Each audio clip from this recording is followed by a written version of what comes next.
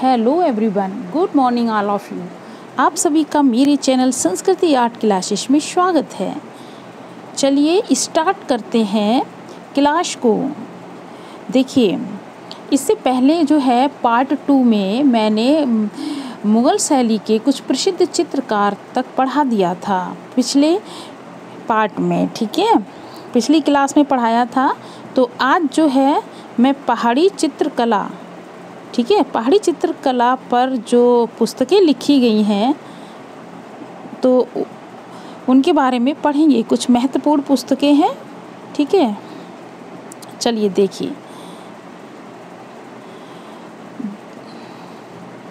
देखिए ओशी गांगुली, ठीक है, ओशी गांगुली ने कौन सी पुस्तकें लिखी हैं? Master pieces of Rajput painting, ठीक है। तो master pieces of Rajput painting ये पुस्तक किसने लिखी है? ओशी गांगुली ने। ओके, अब देखिए नेक्स्ट जो पुस्तक के बारे में बताते हैं वो है studies in Indian paintings. Studies in Indian paintings, इसको NC मेहता ने लिखा है, ठीक है। स्टडीज़ इन इंडियन पेंटिंग्स को NC मेहता ने लिखा है। हिमालयन आर्ट को JC फ्रेंच ने लिखा है, ठीक है। अब नेक्स्ट जो पुस्तक है वो है Indian paintings in the Punjab hills. एक तो ये है Indian paintings in the Punjab hills और दूसरी है कांगड़ा पेंटिंग्स, इसको WG आर्चर ने लिखा है, ठीक है। तो Indian paintings in the Punjab hills और दूसरा है कांगड़ा पेंटिंग्स। ये जो पुस्तकें हैं WG आर्चर ने लिखी है, ठीक है। अब देखिए ये जो पुस्तकें हैं वो पहाड़ी चित्रकला से संबंधित पुस्तकें हैं। चलिए अब देखिए नेक्स्ट कांगड़ा वैली, ठीक है। एक मिनट,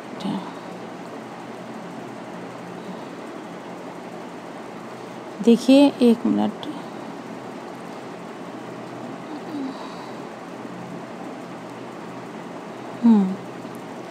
देखिए ये कांगड़ा वैली पेंटिंग है और दूसरी एक और है कौन सी? Kangra painting of Geet Govind.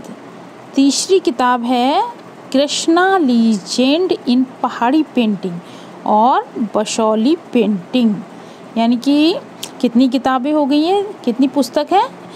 Kangra valley painting, Kangra painting of Geet Govind, Krishna legend इन पहाड़ी पेंटिंग और बसौली पेंटिंग। यानी कि ये 4 पुस्तकें हैं। इसको किसने लिखा है? MS रंधावा ने लिखा है।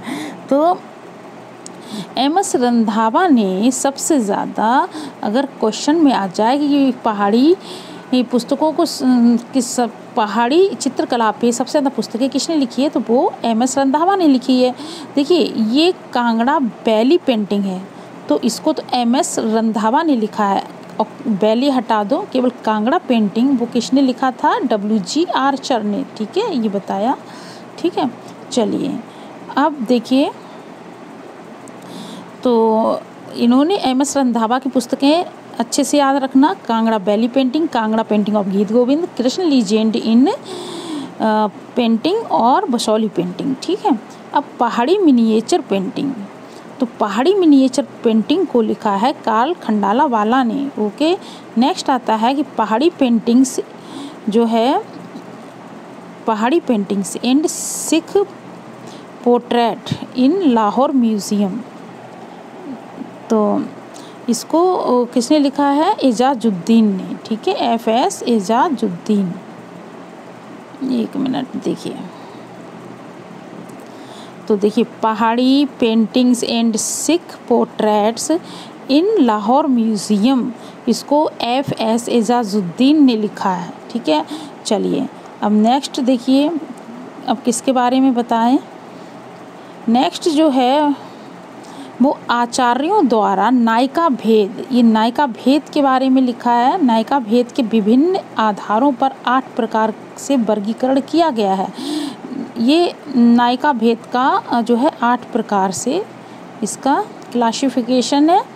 तो पहले आधार को लिया गया है इन्होंने जाति को, ठीक है, जाति मतलब प्राकृतिक वर्ग, ठीक है। इसमें जो नायिकाएं जो आएंगी पद्मिनी, चित्रणी, शंखिनी और हस्तिनी नायिका, तो ये किस में आएगी, प्राकृतिक वर्ग के अंतर्गत मतलब जाति में आएगी। पद्मिनी, चित्रणी, शंखिनी और हस्तिनी ये नायिका भेद के प्रकार हैं, ठीक है। अब आता है कर्म। कर्म यानी कि कर्म धर्म या लोक रीति के आधार पर। तो क्या बोलेंगे, देखिए, लोक रीत या कर्म के आधार पर जो नायिका को जो नाम दिया गया है स्वकीया, परकीया और सामान्य नायिका, ठीक है। तो स्वकीया, परकीया और सामान्य नायिका, तो ये कर्म के आधार पर नायिकाओं के प्रकार हैं, भेद हैं, ठीक है। अब नेक्स्ट जो आता है व्यय के आधार पर, ठीक है। एक मिनट, अरे भाई, व्यय, ठीक है। थर्ड जो है वो है व्यय के आधार पर जो है नायिकाओं के जो भेद है, तो व्यय में आता है मुग्धा नायिका, मध्या नायिका, प्रौढ़ा नायिका, ठीक है। मुग्धा, मध्या, प्रौढ़ा नायिका किसके अंतर्गत, व्यय के अंतर्गत। नेक्स्ट आता है पति के प्रेम, पति का प्रेम, इसमें आता है ज्येष्ठा और कनिष्ठा, ज्येष्ठा नायिका, कनिष्ठा नायिका, ठीक है। फिर आता है मान, मान में आ जाता है धीरा, अधीरा नायिका और धीरा धीरा, ठीक है। धीरा नायिका, धीरा नायिका और धीरा धीरा नायिका, ये किस के आधार पे, मान के आधार पे इसको डिवाइड किया गया है। फिर दशा के आधार पर गर्भिता नायिका किस में आता है, दशा में आता है, और ये दशा के अंतर्गत आता है अन्य, श्रुति, दुखिता और मानवती, ठीक है, मानवती, ओके। चलिए, तो गर्भिता, अन्य, श्रुति, दुखिता और मानवती ये दशा के आधार पर है, ठीक है। अब देखिए अवस्था, अवस्था या काल, अवस्था को काल कहेंगे यानी कि समय, ठीक है। तो देखिए स्वाधीन पतिका नायिका, नायिका के ये भेद हैं, तो किसके बेस पे है ये, अवस्था काल के आधार पर। तो स्वाधीन पतिका, उत्का पतिका, ठीक है, उत्का, उत्का नायिका हो गई, बाशक सज्जा नायिका हो गई, अभिसंधिता, खंडिता और प्रोषित पतिका नायिका, ठीक है, और विप्र लब्धा, ठीक है, और अभिसारिका, ठीक है। तो अवस्था के आधार पर जो नायिका होती है कितने प्रकार की हो गई है, 8 प्रकार की, ठीक है, 8 प्रकार की नायिका हो गई। स्वाधीन पतिका, उत्का हो गई है, उत्का नायिका, बाशिक सज्जा, अभिसंधिता, खंडिता, प्रोषित पतिका, विप्र लब्धा और अभिसारिका नायिका, ओके। चलिए, अब नेक्स्ट आता है प्रकृति या गुण के आधार पर जो नायिकाएं को डिवाइड किया गया है, कैसे प्रकृति उनकी कैसी है नायिकाओं की या उसकी गुण, उसके आधार पर उत्तमा, उत्तमा, एक मिनट, उत्तमा नायिका, मध्यमा और अधमा 3 प्रकार की हैं गुण के आधार पर, यानी प्रकृति के आधार पर। उत्तमा नायिका, मध्यमा नायिका और अधमा नायिका। उत्तमा, मध्यमा, अधमा किसके बेस पे, प्रकृति यानी गुण के बेस पे डिवाइड किया गया है, ठीक है, ये समझ गए होंगे, ठीक है। अच्छा, अब देखिए यहाँ तक हो गया है। अब हम इम्पोर्टेंट पॉइंट्स क्या है, प्रोग्रेसिव आर्टिस्ट ग्रुप, ठीक है, प्रोग्रेसिव आर्टिस्ट ग्रुप।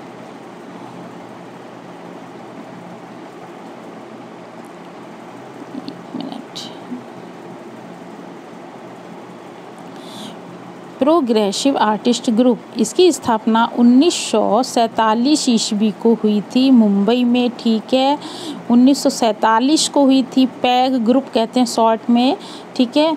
तो 1947 ईस्वी में। ये क्वेश्चन में इस तरह से पूछा कि स्थापना कब हुई थी, तो वो 1947 यानी कि 47 ईस्वी में, 1947 में। और इसकी स्थापना जो हुई थी कहाँ पे, मुंबई में हुई थी। ठीक है। अब पैग के 6 सदस्य कलाकारों के नाम थे जिनके आधार पर सदस्य कलाकार थे। ठीक है। वैसे स्थापना सूजा ने की थी, सूजा आरा रजा। ठीक है। अच्छा, और जो हुसैन गाड़े बाकरी ये बाद में ऐड हुए थे। तो 6 जो थे सदस्य कलाकार कौन कौन से थे, सूजा, आरा, रजा, हुसैन, गाड़े और बाकरे। ठीक है। चलिए, ये तो क्वेश्चन में ये पूछे कितने सदस्य कलाकार थे, तो 6 सदस्य कलाकार थे किसमें, पैग समूह में। अब नेक्स्ट देखिए क्वेश्चन में क्या कह रहा है कि पैग ग्रुप यानी कि प्रोग्रेसिव आर्टिस्ट ग्रुप का संस्थापक पूछ रहा है, कौन थे वो, FN सूजा, फ्रांसिस न्यूटन सूजा। ठीक है। अब नेक्स्ट आता है कि प्रगतिवादी, प्रोग्रेसिव का हिंदी में प्रगतिवादी बोलते हैं, आर्टिस्ट मीन्स कलाकार, ग्रुप मीन्स समूह, यानी कि हिंदी में बोलेंगे प्रगतिवादी कलाकार समूह बोलिए, चाहे प्रोग्रेसिव आर्टिस्ट ग्रुप बोलिए, या शॉर्ट में पैग। ठीक है। इसका जो घोषणा पत्र था वो किसने लिखा था, ये भी FN सूजा ने ही लिखा था। ये संस्थापक भी थे और इन्होंने ही इसका घोषणा पत्र लिखा था पैग ग्रुप का। अब सचिव जो थे, ठीक है, इनने स्थापना की थी पैग ग्रुप की। ठीक है। और ये ही सचिव बने थे। ठीक है। अब प्रगतिवादी समूह का कौन सा कलाकार है जो ईसा मसीह पर बनाए चित्रों के लिए प्रसिद्ध हैं। ये ईसा मसीह पर जो है चित्र बनाते थे वो कौन थे, FN सूजा ही थे। ठीक है। प्रगतिवादी समूह का कौन सा चित्रकार है जो पेरिस में बस गया था, कौन सा चित्रकार कहाँ बस गए थे, पेरिस में, वो SS रजा, सैयद हैदर रजा। याद रखना कि ये पेरिस में, ये किस समूह से रिलेटेड है, किस ग्रुप से, वो है पैग ग्रुप, प्रगतिवादी कलाकार समूह। ठीक है। प्रोग्रेसिव आर्टिस्ट ग्रुप से कौन, SS रजा, ये पेरिस में बस गए थे, वहीं पे रहने लगे थे। चलिए नेक्स्ट आता है, अभी देखिए ऊपर करें थोड़ा, देखिए नेक्स्ट क्या कह रहा है कि प्रगतिवादी समूह के कलाकार हैं कौन से, गाय तोंडे। ठीक है। ये किस रूप में जाने जाते हैं, तो गाय तोंडे थे, ये पेंटर थे। ठीक है। क्या थे, ये चित्रकार थे, गाय तोंडे। अब देखिए नेक्स्ट आता है कि इसकी जो पैग ग्रुप की प्रथम कला प्रदर्शनी, ठीक है, बॉम्बे आर्ट सोसाइटी में लगी थी। बॉम्बे आर्ट सोसाइटी के सैलून में कब लगी, वो पूछ रहा है टाइम, तो 7 जुलाई, टाइम याद रखना बहुत इम्पोर्टेंट है। तो 7 जुलाई 1949 को लगी थी, स्थापना 1947 को हुई थी, और 2 साल बाद ऐसे याद रख लेना, तो 1949 7 जुलाई था। 7 जुलाई 1949 ईस्वी को प्रथम कला प्रदर्शनी का आयोजन हुआ था पैग ग्रुप का, कहाँ पे, बॉम्बे आर्ट सोसाइटी में। ओके। चलिए अब देखिए नेक्स्ट क्या कह रहा है कि पैग की जो प्रथम कला प्रदर्शनी जो लगी थी कहाँ पे, मुंबई में बॉम्बे आर्ट सोसाइटी में लगी थी प्रथम कला प्रदर्शनी। तो इसका उद्घाटन आखिर किसने किया था, तो पैग ग्रुप का उद्घाटन मुल्क राज आनंद ने किया था। ओके। अब चलिए नेक्स्ट क्या है कि पेशावर कहाँ पड़ता है, ये पाकिस्तान में पड़ता है। Oh shit Peshawar. ठीक है। पेशावर जो कि पाकिस्तान में है, में जन्मे, इनका जन्म मुल्क राज आनंद का कहाँ हुआ था, ठीक है, ये पेशावर में हुआ था, पेशावर पाकिस्तान में मुल्क राज आनंद का जन्म हुआ था। ये आखिर है कौन, ये साहित्यकार थे, वो भी इंग्लिश। ठीक है। इंग्लिश में साहित्य लिखते थे। ठीक है। तो इंग्लिश साहित्यकार थे मुल्क राज आनंद। ठीक है। अनटचेबल, ठीक है, अनटचेबल के लेखक पूछ रहा है, तो अनटचेबल, ठीक है, अछूत शब्द हिंदी में अछूत बोलते हैं। अनटचेबल के लेखक कौन थे? मुल्कराज आनंद। पैग का कौन सा सदस्य है? एक ही सदस्य जो है जो कि मूर्तिकार हैं। तो कौन से सदस्य हैं पैग ग्रुप के जो कि मूर्तिकार थे? वो बाकरे थे, सदानंद जी बाकरे, ठीक है। तो पैग ग्रुप के कौन से सदस्य जो हैं जो कि मूर्तिकार थे? वो सदानंद जी बाकरे। ओके, नेक्स्ट आता है कि 15 नवंबर 2015 को मुंबई में सुथवी की एक नीलामी में, एक मिनट ऊपर करेंगे, एक नीलामी में सदानंद बाकरे, ठीक है, सदानंद जी बाकरे की एक मूर्ति थी। ये मूर्तिकार तो थे ही, ठीक है। ये किस ग्रुप से रिलेटेड है? पैग ग्रुप से। तो 15 नवंबर 2015 को जो मुंबई में सुथवी की जो नीलामी हुई थी, तो इनकी कौन सी मूर्ति? वो थी रेड शू, लाल जूता, ठीक है, ऐसे याद रखना। रेड शू कितने रुपए में बिकी थी? तो ये मूर्ति इन्होंने जो बनाई थी रेड शू, वो 20 लाख रुपए में बिकी थी, ठीक है। कितने? 20 लाख में। चलिए, नेक्स्ट आता है प्रोफेसर लैंगहैमर कौन थे? अब प्रोफेसर लैंगहैमर की बात हो रही है, ये आखिर थे कौन? ये ऑस्ट्रेलिया के थे। पहली बात तो ऑस्ट्रेलिया के एक कलाकार थे लैंगहैमर। प्रोफेसर लैंगहैमर ऑस्ट्रेलिया के एक कलाकार थे। ओके, चलिए, ओके, चलिए, ठीक है। अब नेक्स्ट आगे बढ़ते हैं। देखिए, अगर आपको क्लास मेरी वाकई में अच्छी लग रही हो तो प्लीज़ इसको लाइक ज़रूर कर देना, सब्सक्राइब कर देना और शेयर कर देना अपने दोस्तों के पास, ठीक है। और जो भी जानने वाले हों और मतलब आपके साथ पढ़ने वाले हों, ठीक है, इससे कंपटीशन बढ़ता है, अच्छा लगता है, ठीक है। तो आपकी तैयारी भी अच्छी होती है, तो शेयर ज़रूर कर देना, ठीक है। और कमेंट बॉक्स में लिख के ज़रूर बताना कि क्लास आपको वीडियो कैसी लगती है, ठीक है। तो और भी अच्छे कंटेंट लाके हम आपको थोड़ा सा बताया करेंगे। अच्छा लगता है, मुझे भी मोटिवेशन मिलता है, ठीक है। तो प्लीज़ इसको लाइक कर देना और सब्सक्राइब कर देना अगर नए हो चैनल पर तो, ठीक है। ओके, चलिए, अभी हमने किसके बारे में पढ़ा था? पैग ग्रुप यानी कि प्रोग्रेसिव आर्टिस्ट ग्रुप की स्थापना कब हुई थी? 1947 में। ओके, किसने की थी? FN सूजा ने की थी, ठीक है। अब हम जो पढ़ेंगे वो कलकत्ता ग्रुप 43, ठीक है, या केवल ग्रुप 43 करके लिख के आ सकता है, ठीक है, या समूह 43। तो कलकत्ता ग्रुप 43 यानी कि 43 शब्द इसलिए क्योंकि इसकी स्थापना 1943 में हुई थी, ठीक है। तो देखिए, भारत में यथार्थ में देखा जाए, वास्तव में, ठीक है, आधुनिक कलाकारों का सर्वप्रथम समूह कौन सा था? ग्रुप, यथार्थ का मतलब वास्तव में, ठीक है, तो वो था कलकत्ता ग्रुप, ठीक है। भारत में यथार्थ में आधुनिक कलाकारों का सर्वप्रथम ग्रुप कलकत्ता ग्रुप था। ओके, एक मिनट,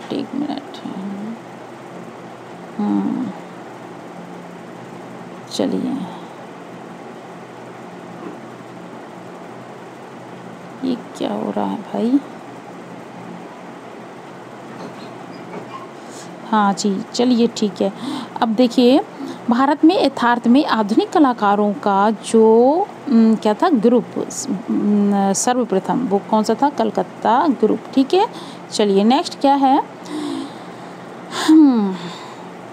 कलकत्ता ग्रुप 43 की स्थापना जो है, अब इसकी स्थापना किसने की थी? कलकत्ता ग्रुप 43 की वो कब की थी? देखिए, वो मूर्तिकार थे, ये बात और याद रखना, मूर्तिकार थे प्रदोष दास गुप्ता ने की थी 1943 ईस्वी में, ठीक है। किसकी स्थापना? कलकत्ता ग्रुप 43 की स्थापना मूर्तिकार प्रदोष दास गुप्ता ने की थी 1943 ईस्वी में। ओके, चलिए, नेक्स्ट क्या है?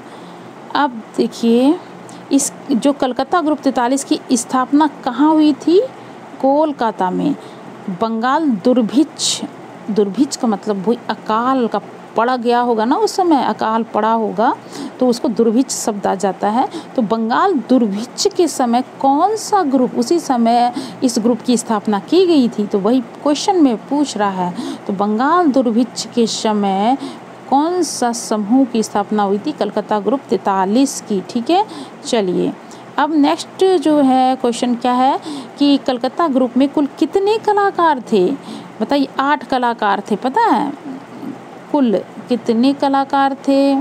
कलकत्ता ग्रुप में 8 कलाकार थे। ओके, कौन कौन से कलाकार थे? देखिए, पहले तो प्रदोष दास गुप्ता थे, दूसरे सुबोध टैगोर, गोपाल घोष, निरोध मजूमदार, हेमंत मिश्र, ठीक है, पारितोष सेन, रथिन मित्रा, जैनुअल आब्दीन।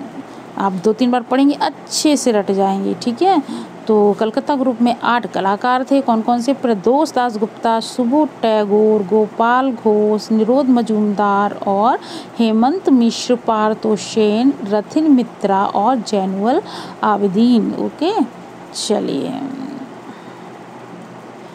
नेक्स्ट, कलकत्ता ग्रुप की प्रथम प्रदर्शनी किस नाम से? देखिए वो जो मिसेज कैसी थी, ठीक है, मिसेज कैसी, तो उनके प्रयत्नों से कब और कहाँ आयोजित की गई थी? इनकी प्रथम प्रदर्शनी के बारे में पूछ रहा है। कलकत्ता ग्रुप की प्रथम प्रदर्शनी 1944 ईस्वी में, ठीक है, और कहाँ पे? मुंबई में आयोजित की गई थी।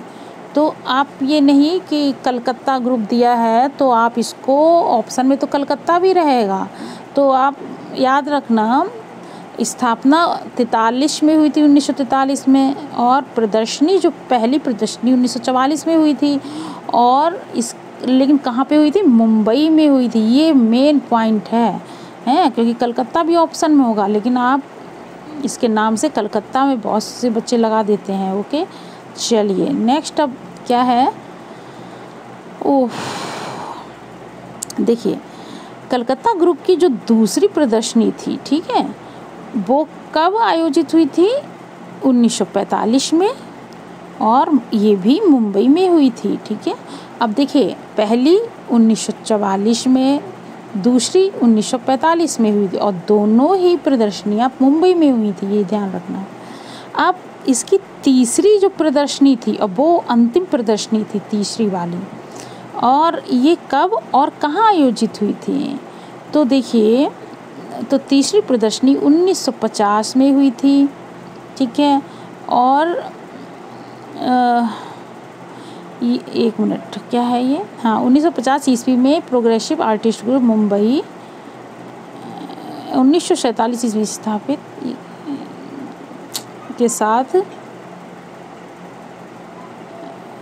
अच्छा ये कह रहा है, देखिए पैक ग्रुप जो हम पहले पढ़ चुके थे, बाद में हम लोग पढ़ रहे हैं ना कलकत्ता ग्रुप, ठीक है, तो वही पैक ग्रुप जो पढ़े थे ना, तो उसकी स्थापना 1947 में हुई थी। ठीक है, तो जब इसकी स्थापना हुई थी ना, तो इसकी जो पैक ग्रुप की जो प्रदर्शनी हुई थी ना 1950 वाली, तो कलकत्ता ग्रुप की वो तीसरी और अंतिम प्रदर्शनी थी। ठीक है, तो पैक ग्रुप की ये वाली प्रदर्शनी हुई थी।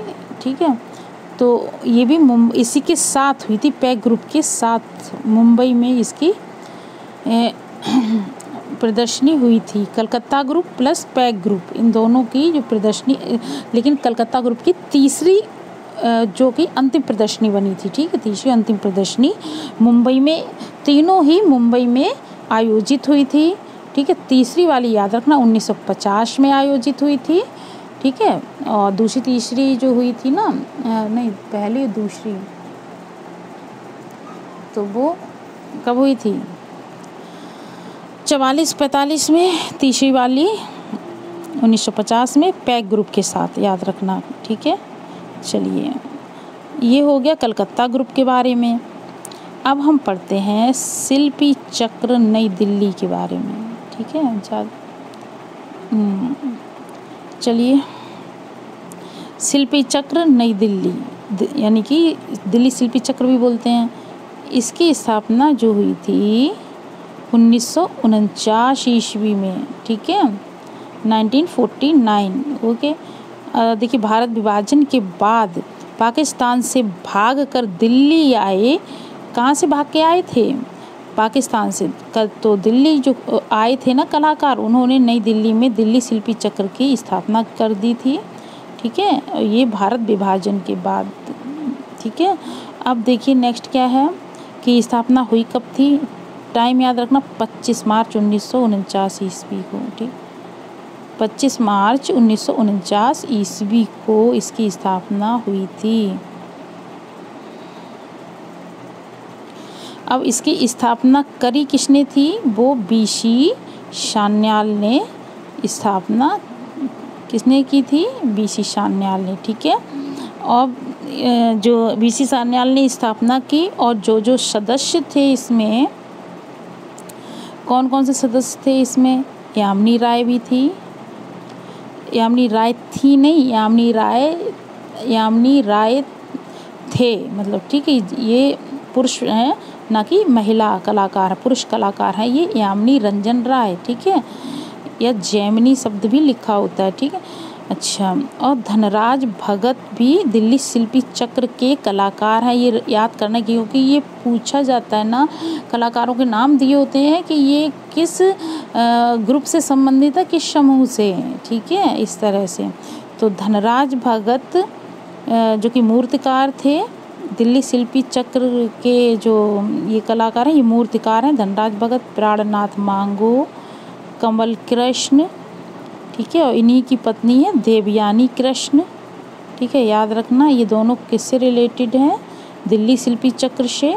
और KS कुलकर्णी, ओके, और जया अप्पा शामी, राम कुमार और सतीश गुजराल और रामेश्वर ब्रूटा, राम कुमार और रामेश्वर ब्रूटा, जया अप्पा स्वामी और सतीश गुजराल, ठीक है।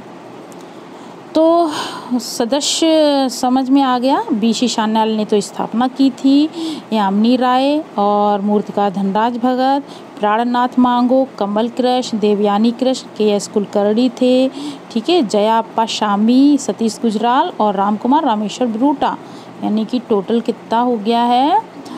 11 कलाकार हैं इसमें, ठीक है, याद 2-3 बार पढ़ेंगे याद हो जाएगा। अब देखिए नेक्स्ट जो आता है क्या कि दिल्ली शिल्पी चक्र की प्रथम प्रदर्शनी ज़रूर पूछी जाती है, कब हुई थी, कहाँ हुई थी? तो 1949 ईस्वी में इनकी प्रथम प्रदर्शनी हुई थी, ठीक है। अब देखिए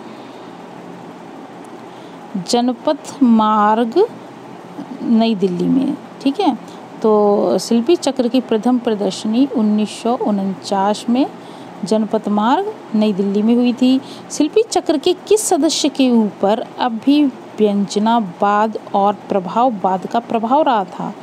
तो अभिव्यंजनावाद का और प्रभाववाद का जो प्रभाव था वो KS कुलकर्णी, ये जो कलाकार है KS कुलकर्णी, ठीक है।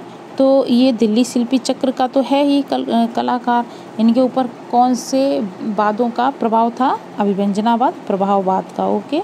चलिए नेक्स्ट क्या है कि दिल्ली शिल्पी चक्र के किस सदस्य ने मूर्ति कला की परंपरा में परिवर्तन का सूत्रपात किया था? वो धनराज भगत ने, ठीक है, ये मूर्तिकार थे, इसमें कि इनकी जो मूर्ति कला की जो परंपराएं थी उसमें थोड़ा सा चेंजिंग लाए थे।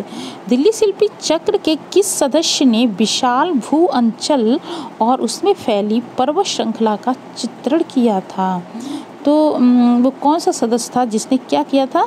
विशाल भू अंचल और उसमें जो क्या फैली पर्वत श्रृंखला का चित्रण किसने किया था? जया अप्पा स्वामी ने किया था, ठीक है। तो जया अप्पा स्वामी ने किस चीज़ का किया था? विशाल भू अंचल, ठीक है, और पर्वत श्रृंखला का चित्रण।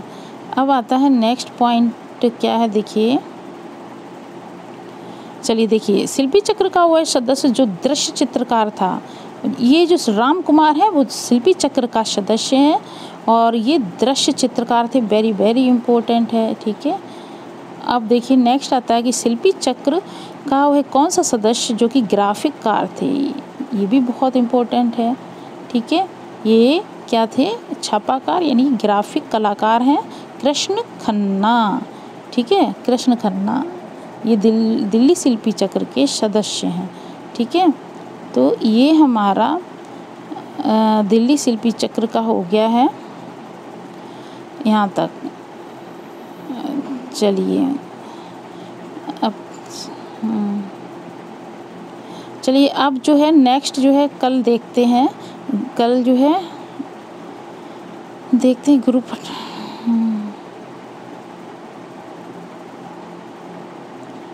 चलिए कल बताएंगे ग्रुप 1890 के बारे में। ठीक है, चलिए तो दिल्ली शिल्पी चक्र तक हो गया है, अच्छे से याद कर लीजिएगा। ठीक है, अब जो है अब मिलेंगे अगले वीडियो में, तब तक के लिए बहुत बहुत धन्यवाद। और साथ ही रिक्वेस्ट है कि आप इसको लाइक सब शेयर कर देना, सब्सक्राइब कर देना। ओके, चलिए ठीक है, ओके, जय हिंद जय भारत।